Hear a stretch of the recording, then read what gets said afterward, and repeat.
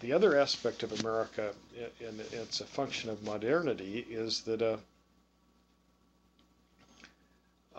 up till 3 or 4 generations ago, 99% of the people who lived in the globe did exactly what their mother and father did. This audience, there'll be many people that'll have 10, 15, 20 jobs, and so that can be psychologically and socially discombobulating. It also can be uplifting if it makes the economy work better. And so you have kind of differing circumstances. And then around the world, the differences between rich and poor appear to be accentuating. And this is one of the few periods in American history that it's also happening in the United States, where historically, when the rich have done well, the middle class have done proportionately well too. And today we're having a lot of stagnation in the middle and a great deal of wealth appreciation at the top.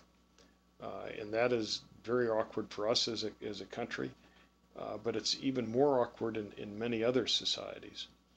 Now, from a Chinese perspective, they view America as probably going to be a society that will be outsourcing somewhere in the world.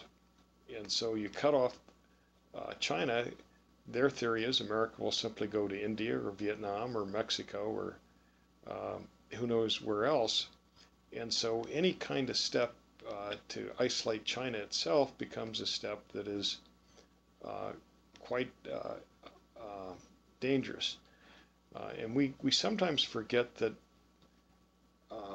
politics starts wars, but so can economics. And you take the greatest war in human history, which is arguably World War II.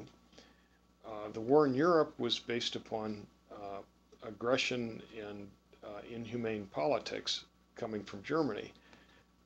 But the war in the Far East was probably more economics driven than politics driven.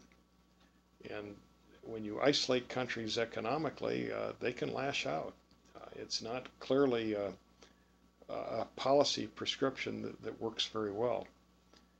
And so Americans are going to have to figure out how to compete better in the world, and then how to husband resources better. And we have had an awkward few years.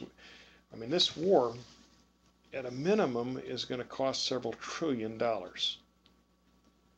And one can visualize that as money that could have been saved in the private sector exclusively.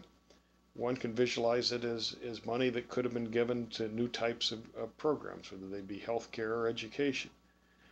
But in any regard, it's money that could have been used far wiser than has been. And then incalculable has been the damage to the United States. We have gone from being the clear perceived beacon of freedom and opportunity to a society that many people around the world are looking at as imperfect from a violence perspective, both in foreign policy and how we engage domestically.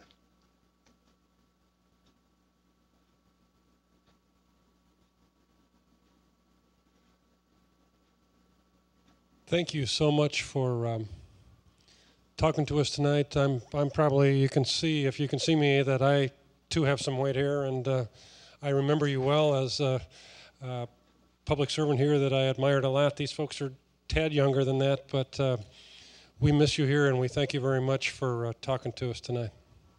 Well, good luck, Cyclones. Thank you.